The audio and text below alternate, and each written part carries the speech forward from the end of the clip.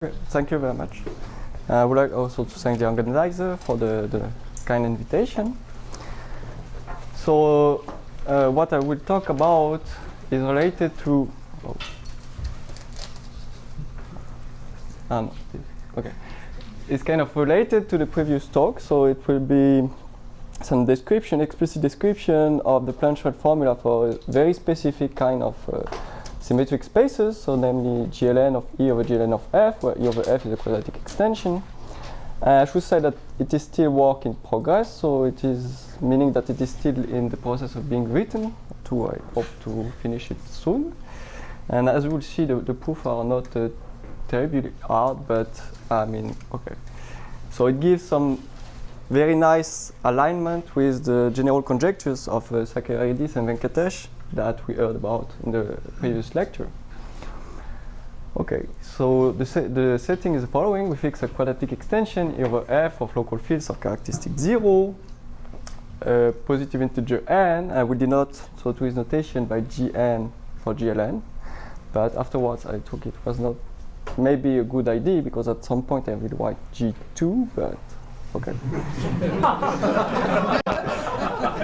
So let's not worry about it. And so the symmetric space we are interested in is this one, Xn, which is the GLN of E over GLN of F. And so the goal is to spectrally decompose the L2 space of these symmetric spaces. And actually this has been already done in a far more general setting. So namely, such a Plancherel formula was completely written down by Pascal Harinck, first of all, for general Galois pairs in the Archimedean case. So GC over GR, where G is a connected reductive group. And also by Delorme and independently Van den Baan and Shishkul for symmetric varieties over R. And more recently, Sakaridis and Venkatesh, they developed a theory giving them some Plancherel formulas mostly in the case of wavefront spherical varieties over periodic fields. But the formula I want to present today is actually in more concrete terms, at least in the periodic case, where in particular the Plancherel formula is only described in terms of the discrete spectrum of the variety and of some other varieties associated to it, called the Levy varieties. And also it is as we'll see, it fits well with the general speculations of Sakaridis and Venkatesh on this kind of Plancherel decompositions. So my original motivation for looking at this problem was this general conjecture on the spectrum of local spherical varieties that I will now recall in the case at n.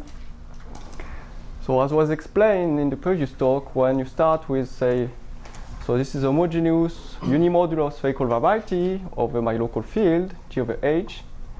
So spherical means that over the algebraic closure, any Borel orbit has an open, any Borel subgroup has an open orbit, sorry.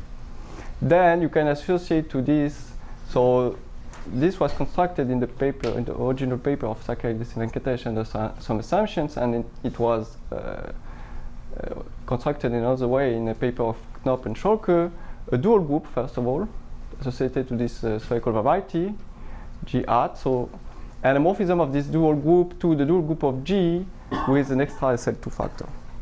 Okay. Is unimodular just mean H is unimodular? Yes, I mean that H is unimodular. So there is a G invariant measure. And so this is only a morphism at the level of dual groups, and of course you would like to enhance this to a morphism between L groups, but this is not yet well defined in general, and there are some issues about defining this L group of Gx.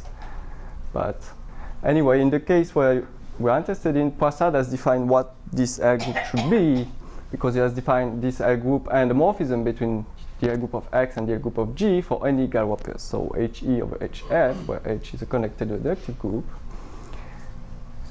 And so what this gives for Xn, or symmetric varieties, is that the L group of Xn is the L group of a unitary group of rank n. And the morphism J is just given by quadratic base change, but you have to be a little bit careful there because this morphism is unstable base change when n is even. Okay, and in this case the SL2 factor is trivial.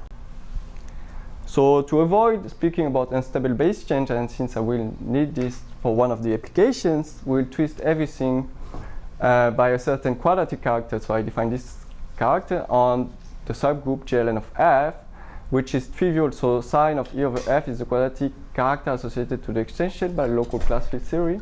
And this character is trivial when n is odd, but it's not when n is even. And so we use this to, we'll take sections of function of xn with respect to this character. So using this, I can now state roughly what the local conjecture of Sakellari and Venkatesh says. So it says something like this, that the L2 space of these symmetric varieties xn, twisted by the character, should have a direct integral decomposition into unitary representations where, so let me specify the notation. So phi temp of un is the set of temporal Lagrange parameters for unitary groups of rank n. So where I have denoted by LF the Lagrange dual group of my local field. Secondly, the representations appearing there are just the base change of these temporal Lagrange parameters. So these are just temporal representations of GLN E. And since I have twisted everything by my character eta n here, I am considering stable base change, which is known to exist and has been constructed in full generality recently by Mock, Kaleta, Minge, Shin, and White. And finally, you have a measure there. And this measure is just the Plancherel measure for the unitary group, which of course leaves, this is some measure on the temporal dual of unitary groups, but you have a way, so it was written in a paper of Shady under some assumptions on packets, which we now know thanks to the works of these same people. This Plancherel measure of unitary groups, they descend to the set of temporal Lagrange parameters. Okay. So this is basically what it says. But of course, so you have to make sense of what this direct sum integrals means. And there is a more concrete way to look at this, which is explained by Bernstein in one of his papers. So namely, this means that for almost all temporal Lagrange parameters of unitary groups, there should exist some semi-positive inner product on the space of compactly supported smooth function on my symmetric variety, such that first of all this, so this is an inner product, but it should factorize to a quotient which is isomorphic to base change of phi. And secondly, the fact that it gives a decomposition of the L2 space means that it gives a decomposition of the L2 inner product for all test function phi 1 and phi 2. Isomorphic or zero? Yes, but here it will be isomorphic. We will have contributions from all the parameters. Okay, and so this is for the local conjecture of Sakellari and Venkatesh, but they have also a global conjecture which will fit with these local Plancherel measures, and this has to do with factorizations of global periods. So now I move to a global setting, so let k prime over k be a quadratic extension of number fields. I will denote by A the adelic points, the adelic ring of k. You take capital pi, a cuspidal representation of GLN over k prime, so the quadratic extension, and you assume that the central character of this cuspidal representation is trivial on A cross, so only the part of the center which comes from k. Okay. So for such cuspidal representations, you can define the periods over the subgroup GLN of A, twisted by a character eta n, which is, this is a functional on the automorphic representation, which is just given by integrating over the subgroup PGLN. So I have quotiented it by the center because of this condition, but this is essentially integral over GLN of the adels of K. So since as a subgroup of GLS of K prime. And so we expect in a wide range of cases that this period should factorize. And the general speculations of Sakellari and Venkatesh is the following: that first of all, this period should be identically at 0 unless pi comes from base change from a unitary group, so that it comes from the dual group of the symmetric variety. And moreover, that in this case, for all pure tensor in your automorphic representation, you should have a factorization of the square of the period as a certain product of local terms. So this PGLN, eta n, v, these are the so-called local periods. And so this should be, yes. This should be so inner products which are invariants in both variables by my subgroup. So KV is the base field. And in fact, they are directly related to the inner products showing up in the Plancherel decomposition. So there is some duality construction which allows you to pass from one to the other. Okay. And so, okay, and so you know that usually in the factorization of periods you see some L function. So I didn't write a L function there, but this is because I put a prime on the product. And actually this product should be understood in a regularized sense. So more precisely, some unramified computation will show that the local periods are at almost all places quotient of special values of local L functions, be outside the range of convergence of the Euler product, and so you should define the product of all those places as a corresponding quotient of partial L functions. So however, in the particular case at n, we already know a factorization of the period. So this is CNRS. And more precisely, we even know factorization of just the period, not the square of it. But it is in terms of the Whittaker model of the representation. So the factorization takes this form. So this is the value at 1 of, so this is the Raphael function of automorphic representation divided by the zeta function of the base field. And these are only the partial functions. I take the value at 1. And for the remaining primes, you see this function also appearing. So where, so n is the standard maximal unipotent subgroup of GLN, and Pn is the mirabolic subgroup of GLN. So this is an integral over the mirabolic, essentially an integral over the mirabolic subgroup of my base field, so not k prime, but k, of Whittaker functions, Wv, so where I denote by W phi, the Whittaker function associated to my cusp form phi, and since phi was a pure tensor, this factorizes as a product of local Whittaker functions. And something which is important there is that you should take your Whittaker functions with respect to a character psi of, so the ADLs of k prime are of course trivial on k prime, but you need to assume also that it is trivial on the ADLs of k, so that this integral makes sense. So that L function could vanish, and that's how you... Yes, exactly. Yes, I should have said this. That this term already shows that the first part of Sakaris-Venkatesh conjecture holds. So namely that if the representation pi does not come from unitary group by base change, then this vanishes because of this term. But now I will be more interested in the local terms there, because they should give you, according to Sakaris and Venkatesh, I should determine what the local inner product appearing in the Plancherel formula should be.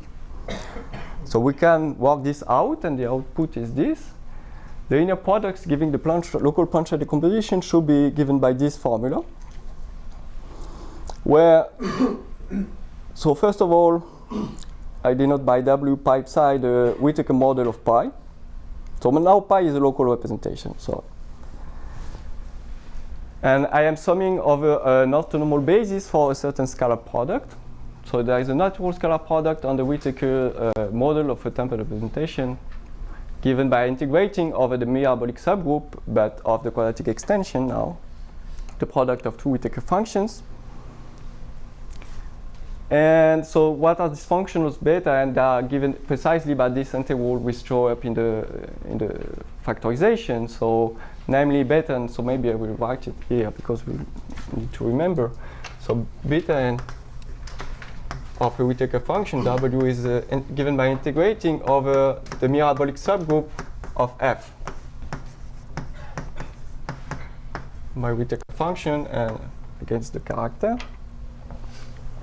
And finally, on the right-hand side, you see two functions, f1 and f2, appearing instead of phi1, phi2. These are just lift of phi1, phi2 to the groups. So by lift, I means that, so xn is a quotient of g and e, and you can lift them, this test function to test function on the group, so that you get back your original test function by integrating on the left by the subgroup. So this is all for the motivations. And now we can move back to a local setting completely. So we've completely forgot the global situation. I affix just a local additive character non-trivial of E, which is trivial on F, and I define the same function as before. So, but this time only for test functions on the group for the moment. So this is a sum of an orthonormal basis for the Whittaker model of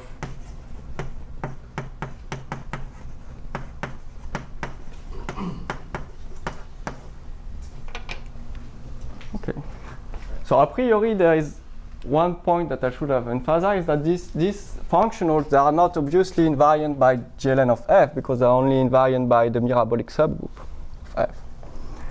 And this is a fact that, in fact, actually, if pi is base change from a unitary group, then these functionals are invariant by GLN of F. And so that the inner product that I just defined, in fact, descend to the space of test function on my symmetric space. So you can prove this by using some global to local argument and the factorization of the global periods that I just stated. Okay, and so now I can state the two main theorems. So then up to a constant, which depends on normalizing the measures, we have the following. So first of all, we have exactly what Sakaridis and Venkatesh conjecture. So namely, these L2 inner products, they give a decomposition of the L2 space. And so this would be because there is a first way to compute this Plancherel decomposition. And as we'll see, there is a second way to compute the Plancherel decomposition, which gives more or less the same thing up to the measure. So you see appearing the same inner products, but now you replace so this is a Plancherel measure, you replace it by something like this, where, well, at the numerator you have some, so this is the value at 0 of the adjoint gamma factor, suitably regularized, so n phi is the order of 0 of this gamma factor at s equals 0. And S phi is the component group of the centralizer of the Langlands parameter phi. So already you see that because of these two theorems, I mean, the Plancherel decomposition is unique. So this will give you something about the Plancherel measure for unitary groups. And to state it more precisely, sorry, I should have, yes. So this d phi there, this is a measure which is locally R measure. This is because this set of temporal Langlands parameter, locally it's just a quotient of torus by a finite group. And so it's essentially given by R measure on this torus. Okay, so now you can compare these two formulas. They should be the same. And so you get an equality between the two measures. So let me recall that the Plancherel measure, they have been described by Arishandra as a product of these local R measures times some function mu called Arishandra mu function. And so if you compare the two theorems, what you get, so I should have written them here. So theorem 1 is exactly the decomposition conjectured by Sakaridis and Venkatesh.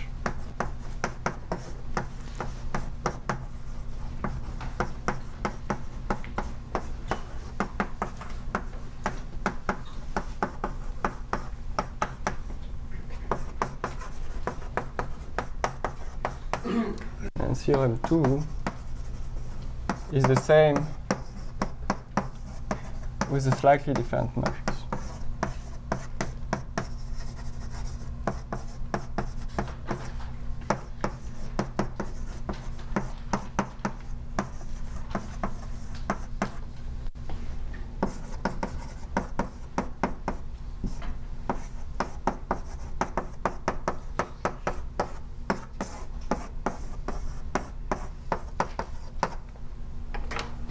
Okay, so what you get is a formula for this mu function. Okay.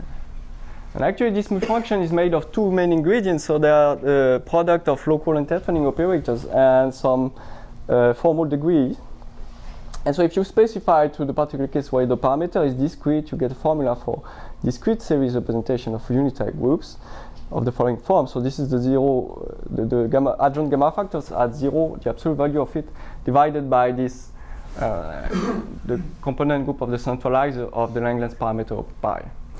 And actually, this formula was conjectured in a far more general setting for any group by Iraga, Ichino-Ikeda. So this is a so-called formal degree conjecture. And so this confirms this conjecture for unitary groups. And this gamma function is going to be a product of things over positive roots and negative roots. This is the adjoint. So it is really a product of two. Yes. And makes sense that it should be. Plancherel measure is usually a product of two gamma functions. That's this is kind of goes with it. Yes, that's okay. Of course. Yeah. And there is something, I mean, okay, so this is for periodic groups, because for Archimedean groups, actually, Chandra has computed very explicitly its mu function, and the output is that this formula that I numbered 1 is true when f equals r. So this follows from a Chandra result, and this has been worked out by Arthur to check that it gives exactly this. So that in this case, you see that theorem 1 and theorem 2 they are equivalent in the Archimedean case. And so we'll only need to prove theorem 2 for this case. So in general, is there's supposed to be a normalizing factor, or is it always, I mean, this is a particularly simple case, right? The d mu un. So in general, do you expect,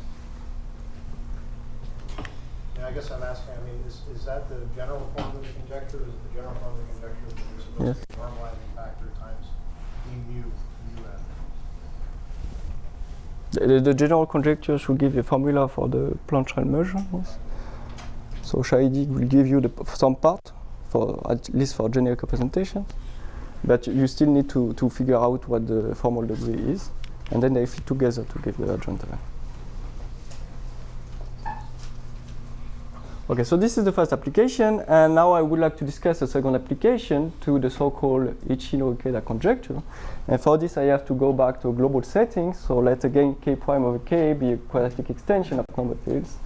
And I fix one emission space over k prime v of dimension say n, and w a non-degenerate hyperplane in v.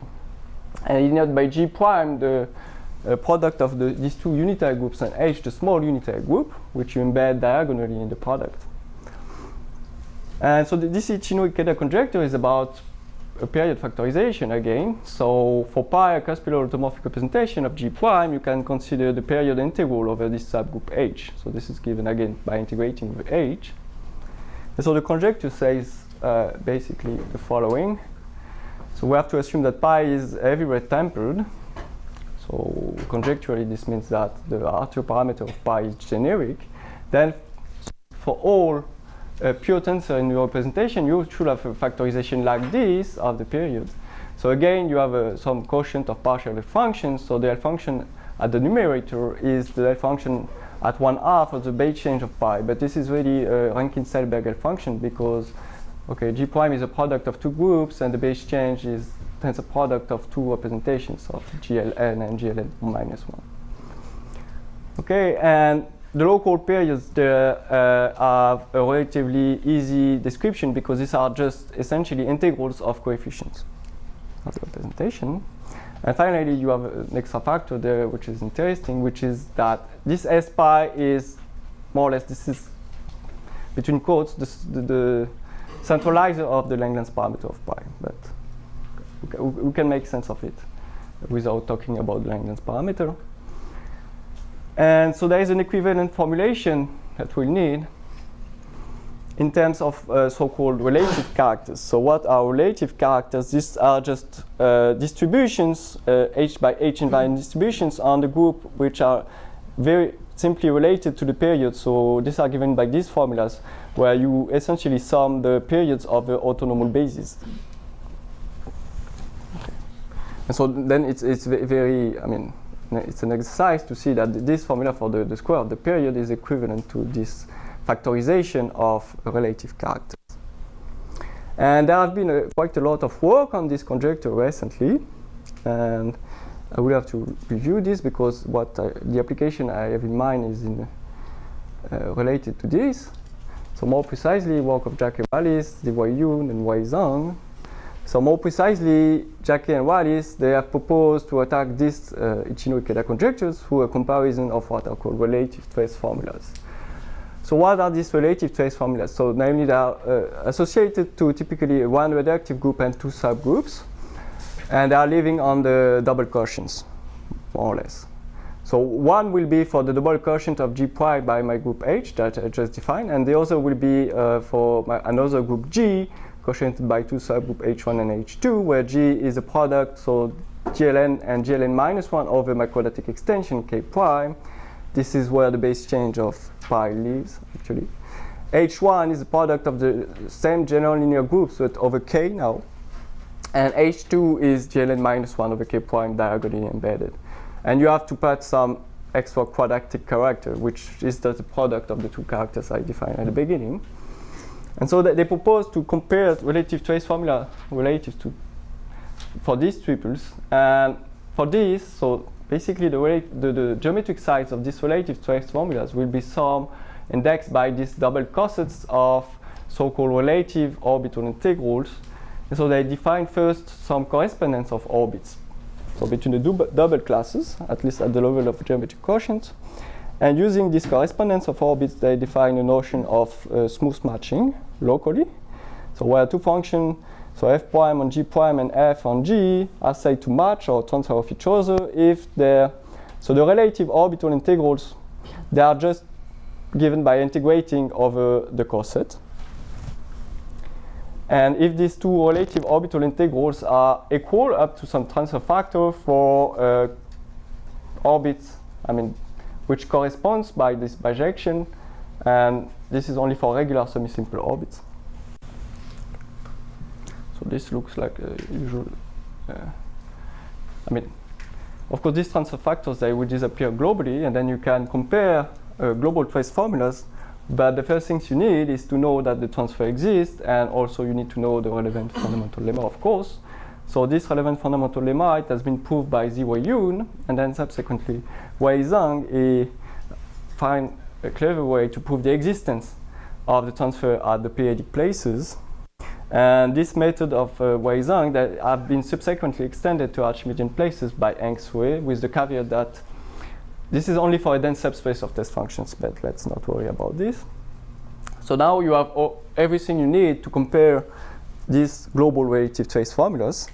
And I will now state the output of the comparison, and we'll see that there is still some work to be done afterwards.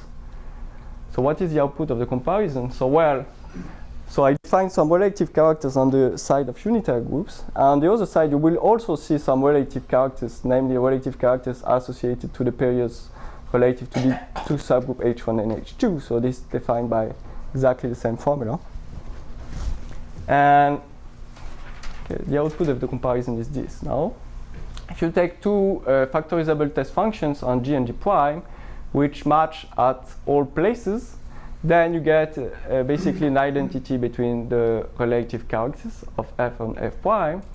For any cuspidal automorphic representation of G prime, so I have to put this condition that it is H distinguished at every places, so which means that the local components of pi admits HV invariant functional. This is because otherwise this will be 0 for obvious reasons. So this gives HV invariant functionals on the local components of pi. And also this pi has to satisfy certain local conditions coming from the use of simple relative trace formulas, which implies in particular that the base change is again cuspidal.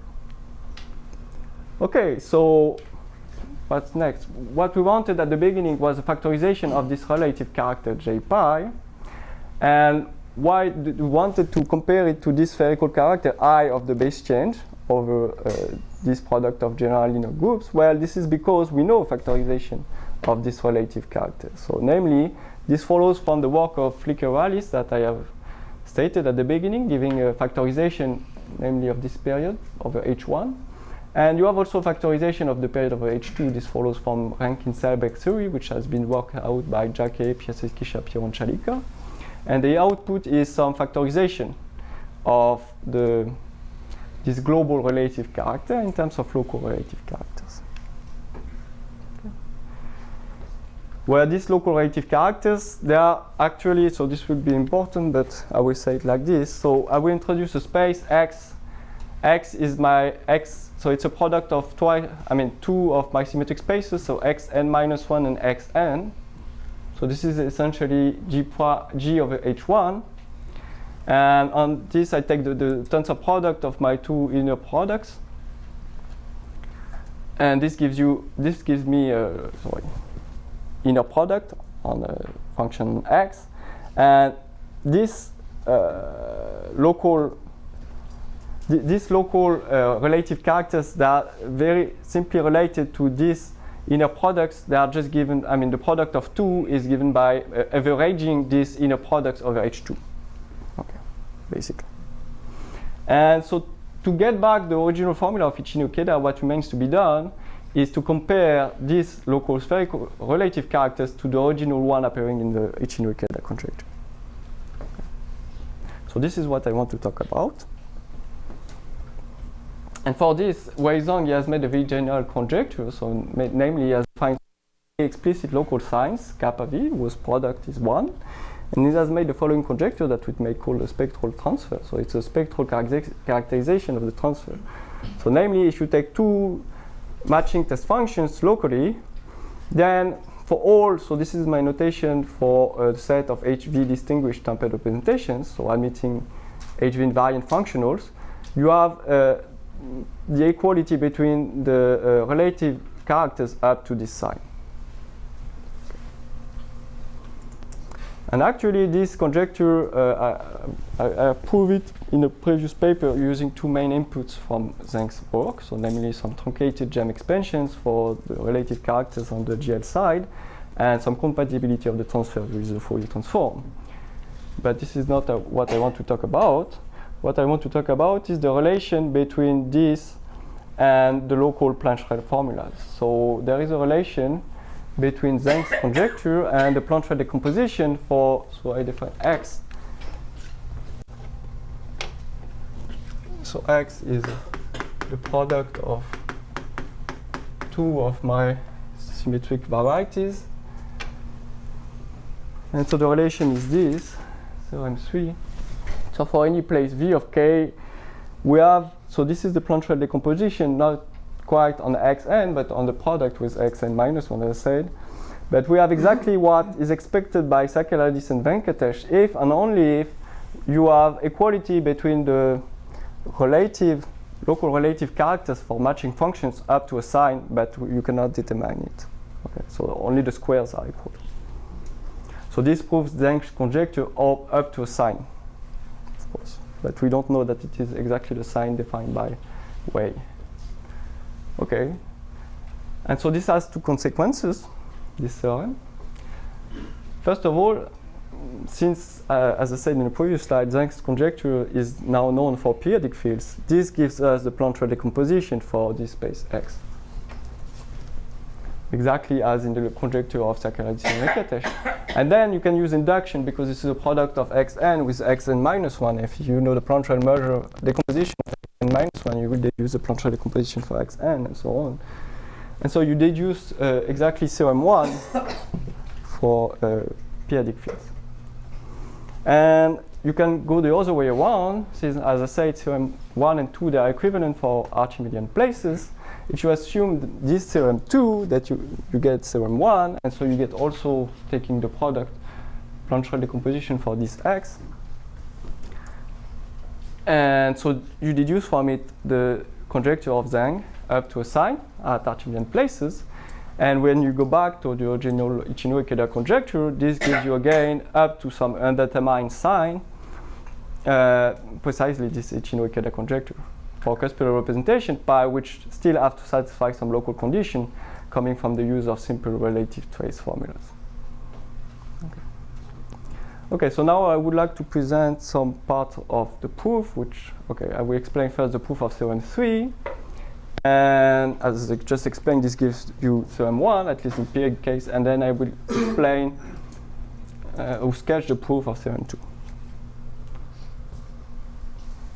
So the proof of theorem 3 is based actually on local analogs of the Jacques-Wallis relative trace formulas. So what are these local analogs? Well, I will first write it on the unitary group side, so maybe I should have. We call that G prime is a product of two unitary. And H is the small unitary group. So how is it defined? You take two test functions on your group G prime, and you form the kernel of these two functions, which is just the kernel of the action of these two functions on L2 of G prime, where the first one is acting on the left by left convolution, and the second one is acting by right convolution. And then you over H in the first, H both in the first and the second variable. And I mean, this is very easy to write at the formal level. You get on the geometric side some integral or sum of product of orbital integrals, and on the spectral side you get exactly the spherical, local spherical characters in these situations times the Plancherel measure for the group G prime. And actually these formal manipulations, they are completely I mean, they are justified because two things. So for the geometric sides, the generic stabilizers, they are trivial, so there's no problem about convergence on this side. And on the other side, this comes from the fact that H is strongly tempered, so meaning that at some point I have to invert two integrals, so this one and some spectral integral, and H is said to be strongly tempered if tempered coefficients are integrable over H, and this allows me to do this integration of integrals, and you get this very easily. So this is the relative trace formula on the unitary group side. On the general linear group side, this is slightly more complicated. So again, you take two test functions, f1 and f2 over the group. You form the associated kernel, and you integrate it over h1 cross h2, where you have to put this quadratic character again. And once again, the generic stabilizer, they are trivial in this case, so that you get for free the geometric expansions, but you cannot get the spectral expansion exactly the same way, namely because H1 is the product of GLN F, GLN minus 1F and GLN F. This is not strongly tempered. And this is reflected from this Plancherel formula to the fact that the Plancherel measure is not absolutely continuous with respect to the Plancherel measure of the group GLN E. You only see the representation which comes from base change from a unitary group. Well, okay, but the thing is that you can still write down this spectral side using, so you rewrite first of all this integral of the kernel as some, so I first average f1 and f2 on the left by h1, and I get essentially an inner product of these two descent of functions, phi1 and phi2. And so I reduce it to this integral of the inner product, L2 inner product of functions on x. And then you can write, I mean, there exists a Plancherel decomposition for x, and you write it down. So it's some integral of a unitary dual of G prime of certain inner products times a certain measure. That's all. And now you would like to put there the integral over H2 and invert the two integrals. And H2, as is written, this is strongly tempered. So you can do it once you know that the space is tempered, which follows from a general criterion. So there is a very general criterion of calling a group an R, telling you when L2, I mean a unitary representation of a reductive group is tempered.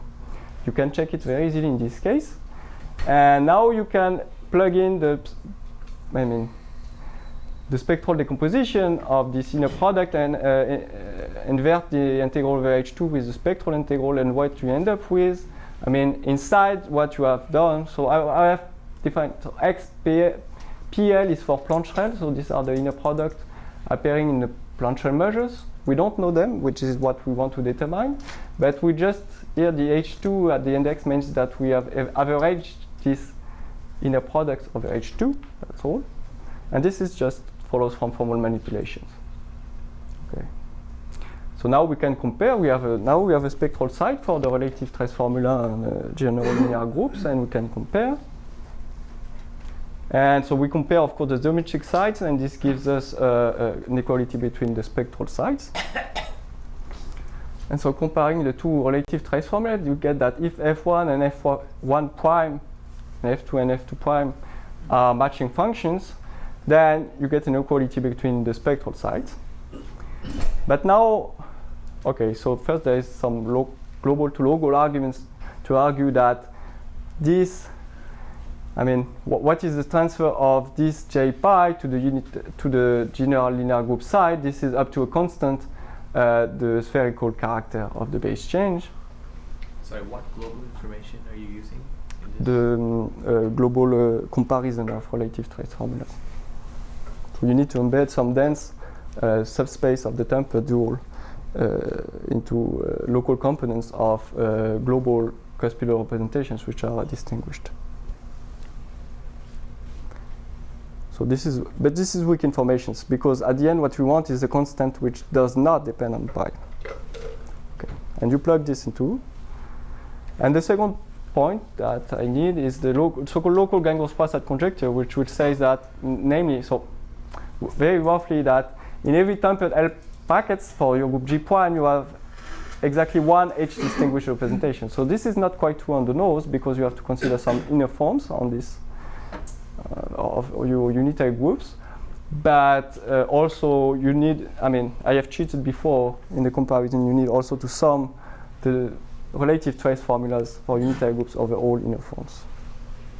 So let's not worry about this.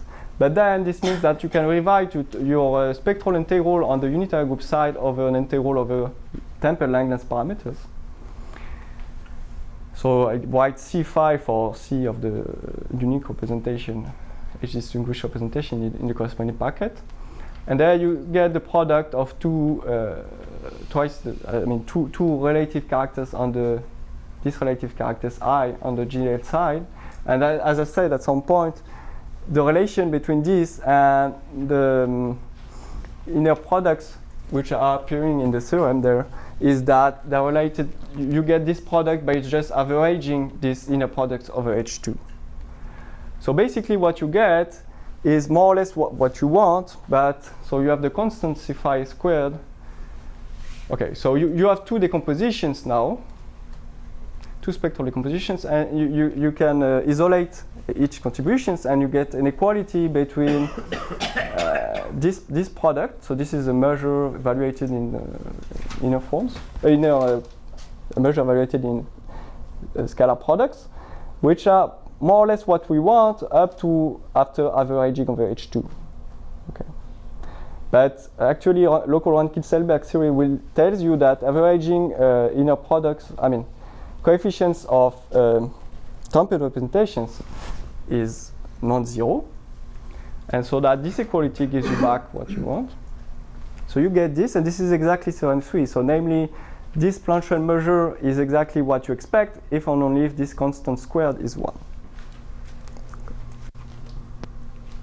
So we have still some time to discuss. So this ends my discussion of the proof of theorem 3, and now I will explain proof of theorem 2. So how do you how do you disintegrate? How do you deduce that the measures are the same? From there to there? No, before that. There to there? Yes. Or you can use So Bernstein center. Yes. Now I have transferred everything on the GL side. Okay. Yes, sorry. Yes, so you use Stoneweyerstraße. Okay, so now the proof of theorem 2, it follows from a quite different method. It follows from using some local functional equation for aside gamma factors. But so first a warning, all equalities that will be written from now on. But okay, it was already the case before, but now maybe it's more important because I will somehow make as if the gamma factors are inductive, which is not the case, but anyway it will introduce some global constants that if you normalize the measures correctly, will disappear. So I will write all equalities as to be taken up to some global constant, which is floating around. And I will also suppress the twisting by the quadratic character to get something simpler.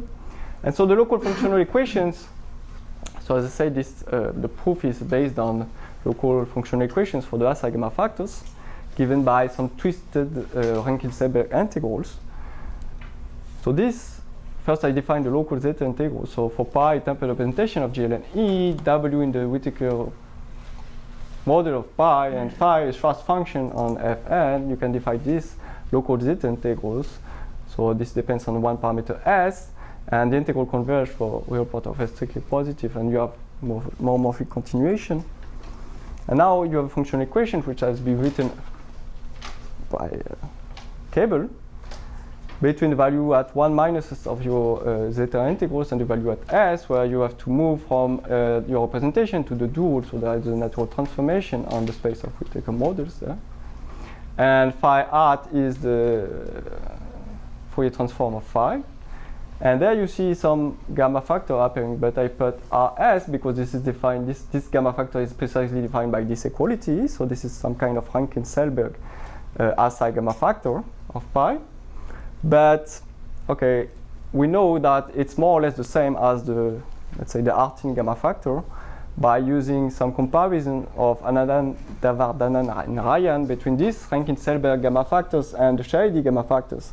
And then Enyart has compared these gamma factors of Shady with the Artin gamma factors, so you get this equality. But this is only up to some number of module 1. But, okay, we'll see that it does not matter. Okay, so now what we want to do is this. I will only take one test function now to his calculations.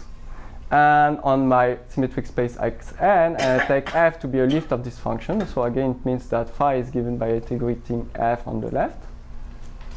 And what I would like to do is to spectrally decompose, let's say, phi of 1. So phi of 1 is this, where morally you replace phi 2 by delta at 1, by the Dirac distribution at 1. And so there should be an expansion like this, spectral expansion. Actually, it's not hard to see that it is equivalent to the original expansion. And so the basic idea, so phi of 1 is just, of course, the integral over GLN of f. And the basic idea is to apply Harichandra Plancherel formula for this function f, and then to invert the two integrals. But there will be a problem of convergence there because this group is too big and you cannot invert the two integrals. So we'll have to do some manipulations first. So the first step is to write down the Fourier expansion of your function. So this is a local analog of the global Fourier expansions of cusp forms. So namely, so I define these Whittaker functions. Now it is in two variables by integrating over maximal unipotent subgroup against generic character, psi n. And then you have, as in the global case, f of g is the sum over all elements in the mirabolic subgroup of this, wf of pi g pi. So I replace f by its Fourier expansion, and we end up with this double integral. Then the next step is to replace, so this double integral by something smaller. So namely, you have, I claim that you have this identity. So on one side, I mainly replace this integral over the mirabolic subgroup of E modulo n of E by an integral over the mirabolic subgroup of F. Actually, this follows from a series of Fourier inversions. So let me give an example for n equals 2. So this is what G2. So this integral over the mirabolic subgroup is essentially an integral over E. This is just an integral over E for the multiplicative measure there. And I decompose the integral over GL2 of F by an integral over GL2 of F mod N2 of F. And so the integral over N2 of F will give you some, I mean, because of the equivalent properties of this Whittaker function, you will get upside there. And so the inside integral there is essentially, this is just Fourier transform of a function, wf of x1 at y, and then I am integrating it over f. And now you can use the fact that if you integrate, let's say, a function, Fourier transform a function on E over f, this is the same as integrating the original function over f. This is because I choose my additive character to be trivial on f. And so you end up with this. And then a very easy change of variable gives you what you want. So basically, in general, this is just this identity just follows from such Fourier inversions, but you have some more than one to do. So first you do Fourier transform with respect to the last column, then the column before, and so on. Okay, so you end up with this expression for phi of 1. And then the next step will be to spectrally decompose this function WF. So this is an integral over the tempered dual of GLN of E of certain functions which are, okay, these are functions living in the tensor product of the Whittaker model of pi with the Whittaker model of the dual, given by this very simple formula, where again I sum over an orthonormal basis. So you replace this, so this is essentially the Plancherel formula for Whittaker functions. And I replace these spectral expansions, so WF by this spectral expansion. And then what I can do, okay, is to invert this spectral integral by the integral over the mirabolic, because there is no problem. The mirabolic subgroup over F is strongly tempered. But there is still a problem. So, and there you see already appearing this function also. Integral over the mirabolic subgroup of F inside on one variable. And you need to make them appear in the first variable. And once again, you have this integral over GLN of F outside, and you cannot put it inside. It's not absolutely convergent. So what you do now is to realize this expression as the residue of something. Oh, sorry, yes, I forgot. So first you take, okay, you integrate first over the center of GLN of F. You can still do this. This is just, I mean, using Fourier inversion of a torus. The center is just a torus. It reduces the spectral integral to an integral over the tempered dual of GLN of E, quotiented by the center of GLN of F. Okay, and now you realize this as a, so this is something quite similar to what was done, I think, by Flicker and Rallis in the global setting. So this big integral inside there, it's a Whittaker function of H, and you can form, as before, the zeta integral corresponding to this Whittaker function associated to a Schwarz function on Fn, and using Tate's thesis, this gives you back your original integral when you take the residue at s equals 0 up to some normalizing factor. And the point is that now when the real part of S is strictly positive, you will be able to intervert this integral with the spectral integral. So using this, I mean, you can now, so you choose it as a function, Schwarz function of n, whose value at 0 is 1. This gives you this expression. So when I push the integral inside, now you see the local zeta integrals appearing. And now I use the local functional equation of Kebel to replace this zeta integral by the zeta integrals corresponding to 1 minus s. You have to move phi to its Fourier transform, and this function, you have to transform it to something in the Whittaker model of the dual. Okay. And the point of doing this is that now the problem is that these zeta functions, they will have a pole at s equals 0, some of them. But now at s equals 0 corresponds to 1 in these zeta integrals, there will be no pole, and the poles are all there in the gamma factor.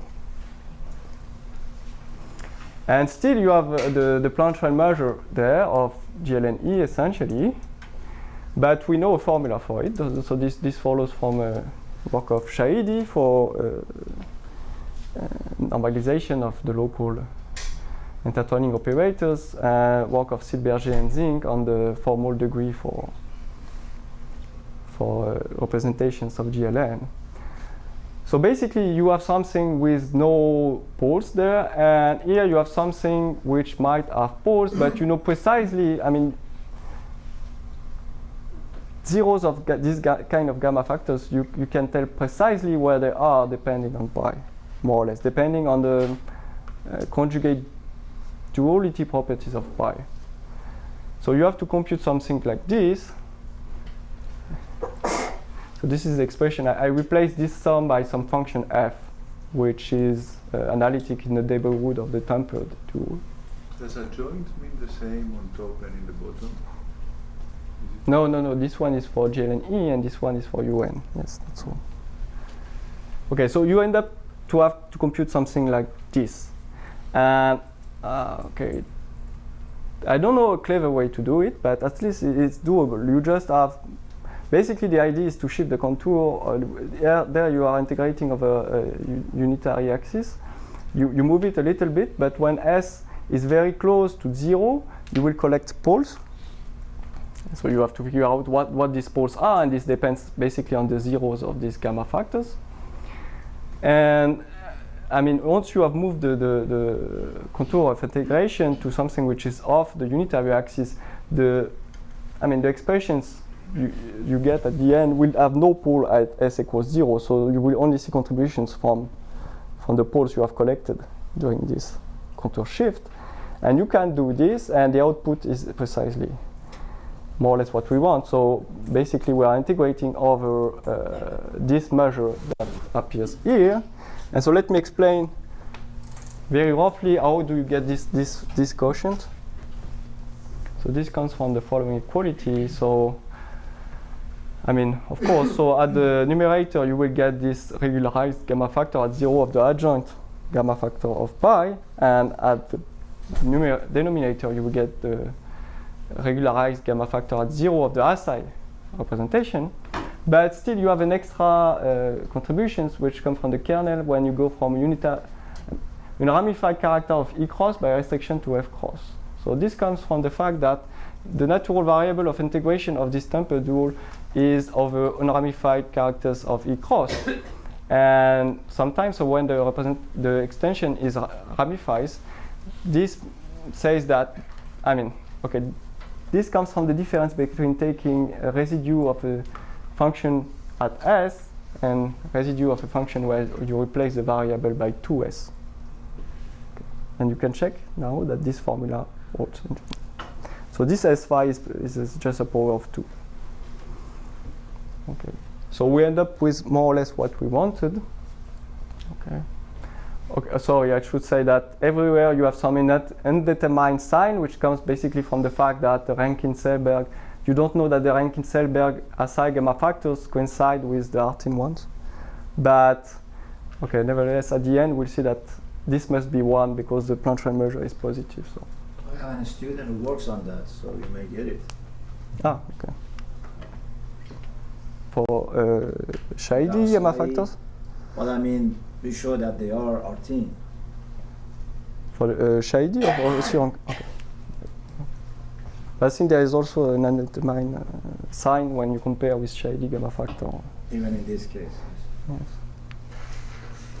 So you end up with something like this where you don't see exactly beta in there because this is a zeta integral at 1, but I mean using the fact that these functionals are invariant by GLN of F for base change of representations of unitary group, it's not hard to see that.